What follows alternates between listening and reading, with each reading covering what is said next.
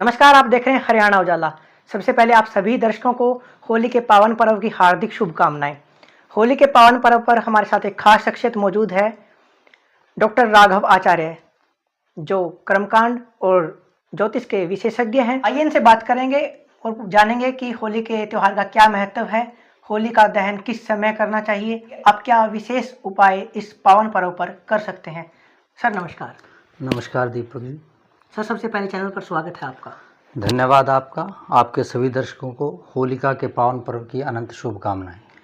Sir Holi का पावन पर्व सनातन धर्म में एक विशेष महत्व रखता है जी। आज चैनल के माध्यम से दर्शक जानना चाह रहे हैं कि होली का त्यौहार है जो क्यों मनाया जाता है, इसके पीछे क्या पौराणिक कथा है।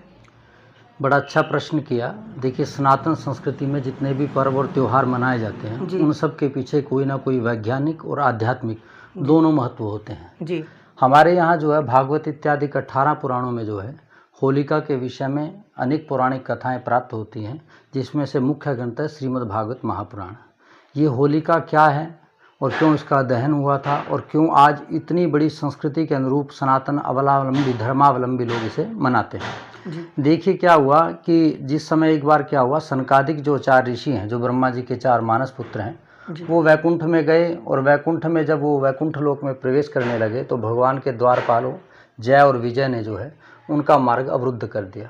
उन्होंने क्रोध के आवेश आकर दोनों को श्राप दिया कि जाओ आप 3 जन्मों तक धरातल पर जाओ और दैत्य योनि में जन्म लोगे। जब उन्होंने प्रायश्चित किया, प्रार्थना की, तब ऋषियों ने संत हृदय नवनीत समाना, संत का हृदय जो है चंदन मक्खन के समान होता है, जो ही थोड़ी सी करुणा मिलती है तो द्रवित हो जाता है। तो उन्होंने उन्हें जो वरदान दिया कि आप तीनों जो है दोनों जो है दैत्य योनि में मृत्यु लोक में जन्म तो लोगे, परंतु जब भगवान का अवतरण होगा उनकी कृपा से आपका उस लोक से परिगमन होकर के पुनः वैकुंठ लोक में प्राप्त हो गए। तो उन्हीं में से जो है सबसे पहले जो अवतार उस समय इन दोनों का जब जन्म हुआ तो वो दैत्य योनि में हिरण्याक्ष और हिरण्यकशिपु के रूप में हुआ, जो कश्यप ऋषि की संतान थी। तो जो हिरण्यकशिपु था वो महान बलशाली था, दैत्य था। उसे वरदान था कि वो न मानव से मरे, न दानव से, न अस्त्र से, न शस्त्र से, न पृथ्वी पे, न धरातल पे, न आकाश में। तो उसी के कुल में जो है प्रहलाद जी का जन्म हुआ। वो भगवान के परम भक्त हुए और उसे मारने के लिए हिरण्यकशिपु ने दंडित करने के लिए अनेक उपाय किए। उन्हीं में से एक उपाय था होलिका का। ये होलिका जो है उनकी बहन थी और इसको वरदान था कि यदि ये अग्नि में बैठ जाए तो अग्नि का प्रभाव इस पर नहीं होता था।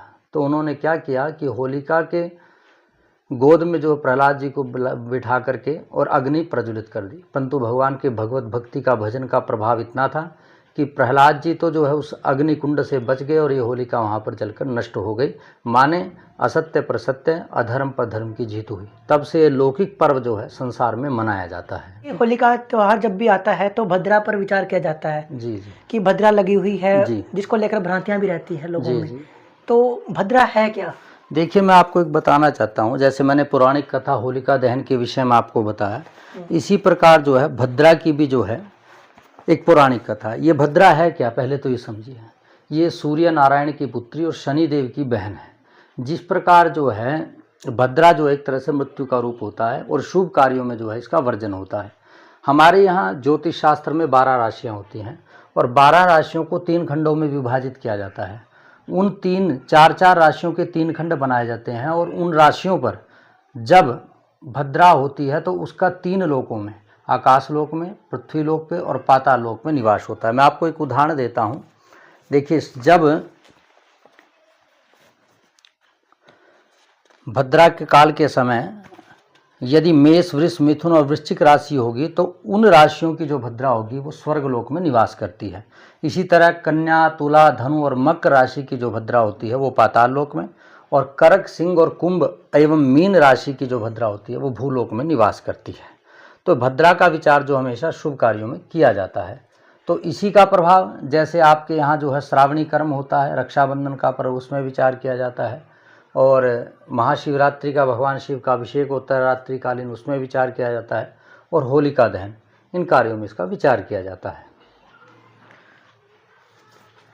तो आज जो भद्रा है वो किस समय से किस समय तक रहेगी और होली के दहन का समय क्या है? देखिए क्या है, होलिका दहन को लेकर के आज जो है बड़ा विचार किया जा रहा है कि कई लोग तो कहते हैं कि 13 तारीख और 14 तारीख दोनों दिवस में पूर्णिमा है जी। तो पूर्णिमा में होलिका का पर्व मनाया जाता है। परंतु ज्योतिष शास्त्र में कहा जाता है कि जो 13 तारीख को जो है होलिका का दहन हमेशा जो है प्रदोष काल व्यापिनी पूर्णिमा में किया जाता है। प्रदोष काल क्या होता है? सूर्यास्त के बाद का जो काल होता है उसे प्रदोष काल बोला जाता है जी। 13 तारीख को जो पूर्णिमा है वो प्रदोष काल व्यापिनी है। 14 तारीख की पूर्णिमा उदया तिथि में तो है 14:15 की है, तो परंतु क्या है उस दिन प्रदोष काल में जो है पूर्णिमा नहीं है, इसलिए पूर्णिमा के पर्व जो है ये होलिका दहन का पर्व 13 तारीख को ही मनाना उपयुक्त है। अब विचार होता है कि इसमें भी जो है भद्रा काल से रहित कैसे मनाएं। तो देखिए भद्रा का काल जो है वो रात्रि 11:31 तक है और शास्त्र निर्देश अनुसार जो है ये होलिका दहन जो है 11:31 के बाद और रात्रि में 12:37 से पहले करना चाहिए। परंतु कुछ लोक की रीतियों को व्यवहार को ध्यान में रखते हुए कि इतनी रात्रि काली तक ये कोई कार्य नहीं कर पाता है तो उसके लिए भी एक शास्त्र जो है आपको रिलैक्सेशन एक कंसेशन देता है। वो क्या है कि भद्रा का मुख काल और पुच्छ काल दो होते हैं। जो मुख काल है वो 8:18 से लेकर के और संध्या के समय और 22:27 तक है और जो पुच्छ काल है वो सायं 7 से लेकर 8:18 तक है। इसलिए अनापत्ति काल के लिए जो है भद्रा के मुख काल को त्याग करके उसके पुच्छ काल में अर्थात सायं 7 बजे से लेकर के 8:18 तक के काल में भी जो होलिका का दहन जो है करना चाहिए। यही समय उपयुक्त है यदि आप रात्रि के समय में ये नहीं कर पाते हैं। मैं पुनः आपके दर्शकों को बताना चाहता हूँ कि संध्या के समय भद्रा का जो पुच्छ काल है सायं 7 बजे से लेकर के 8:18 तक के काल में आप होलिका दहन करते हैं। यदि आप इस समय नहीं कर पाते तो फिर आपको पुनः रात्रि 11:31 के बाद और रात्रि की 12:37 से पहले आपको करना चाहिए। तो इसलिए दो समय आपके पास है, परंतु लोक व्यवहार में संध्या का समय 7 से लेकर के 8:18 तक का उपयुक्त है। तो क्या इस पर्व पर कोई ज्योतिष शास्त्र के अनुसार कोई ऐसा उपाय भी सरल उपाय भी है कि जो लोग वीडियो को देखेंगे वो कर सके और उन्हें उनकी मनोकामना पूर्ण हो सके? देखिए ज्योतिष शास्त्र में जो है जहाँ ग्रहों की स्थिति का वर्णन किया गया है, उनसे आने वाले संकटों का वर्णन किया गया है, उनके निवारण के लिए भी तिथि वार योग नक्षत्र कर्ण मुहूर्त इत्यादि को मिलाकर के कुछ ऐसे योग बनते हैं कि उस समय किए गए लोक के उपाय भी उनके लिए मंगलकारी हो जाते हैं जी। आज आपको पता होगा हमारे समाज में सबसे बड़ा एक जो है बड़ा विचार होता है कि बच्चों को नज़र लग जाती है जी। घर में आपके कोई छोटा बच्चा है सुंदर है उसको नज़र लग जाती है। तो इस पर्व के ऊपर आप लोग विचार कीजिए, आप अपनी मनोकामना ले करके होलिका के दहन के समय जाइए और भगवान नारायण के उत्तम जो जपनीय मंत्र है, चाहे वो अष्टाक्षर मंत्र है चाहे द्वादशाक्षर मंत्र है या आपको दीक्षा से संबंधित जो मंत्र है, उस मंत्र को जपते हुए जाना चाहिए और वहाँ पर जाकर के होलिका के दहन के समय जो स्थान होता है उसको चारों तरफ जो है कम से कम जो है 3 परिक्रमा कर करके उसे जल से सींचना चाहिए।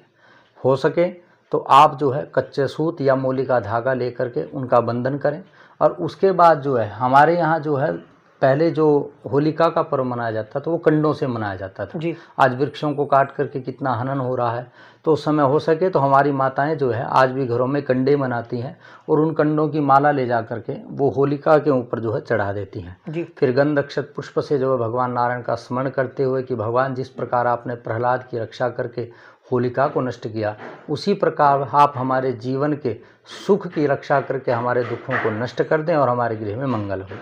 जब रात्रि में ये होलिका दहन हो जाता है उसके बाद सुबह सुबह जा कर के होलिका दहन की जो राख होती है उसे अपने गृह में लेकर आना चाहिए और किसी पोटिया या किसी पात्र में जो है उसे रख लेना चाहिए। जब भी किसी बच्चे को नज़र लगे तो उसको जो है ललाट पर लगाना चाहिए। इससे नज़र इत्यादि के दोष सब की निवृत्ति हो जाती है और व्यक्ति की सब मनोकामनाएं पूर्ण होती हैं। तो सनातन को लेकर आप क्या संदेश देना चाहेंगे? देखिए दीपक जी, पहले तो बात आपके चैनल ने जो यह अथक प्रयास किया है कि सनातन संस्कृति के पर्वों को लेकर समाज में किस प्रकार पहुंचाया जाए, उसके लिए आपके चैनल का धन्यवाद। और आप सभी आपके चैनल के जितने भी दर्शक और व्यूअर्स हैं सबको होलिका और धुलंडी के पावन पर्व की अनंत शुभकामनाएं। मैं आपके दर्शकों को यही संदेश देना चाहता हूं कि भारतीय संस्कृति के जितने भी त्यौहार और पर्व होते हैं उस सब के पीछे कोई ना कोई जहाँ आध्यात्मिक महत्व होता है वहीं ना वहीं वैज्ञानिक भी कहीं ना कहीं कुछ ना कुछ महत्व होता है। तो आप लोग जो है अपनी संस्कृति पर गर्व करें, ज़्यादा से ज़्यादा ग्रंथों का अवलंबन करें और शरणागति लें। और ज्योतिष शास्त्र जो है, वेद माने आपके शास्त्रों को समझने के लिए जो 6 वेदांग शिक्षा, कल्प, निरुक्त, व्याकरण, छंद और ज्योतिष बताए गए हैं, उन्हीं में से ज्योतिष शास्त्र जो है एक जो वेदांग है वो भगवान वेद पुरुष के नेत्र हैं। यदि आप अपने जीवन का विश्लेषण करना चाहते हो तो आपको ज्योतिष नामक वेदांग का सहारा लेना पड़ेगा। इसके लिए आपके पास सबसे बड़ा जो है ज्योतिष का एक शास्त्र है, वो है आपका संहिता शास्त्र, कुंडली शास्त्र। उस कुंडली की प्रेडिक्शन करवाइए और उसके अनुसार अपने जीवन में उपाय करके अपने जीवन को मंगलमय बनाएं। इन्हीं विचारों के साथ आपके दर्शकों को, आपको और पूरी टीम को अनंत इस होलिका पर्व की शुभकामनाएं।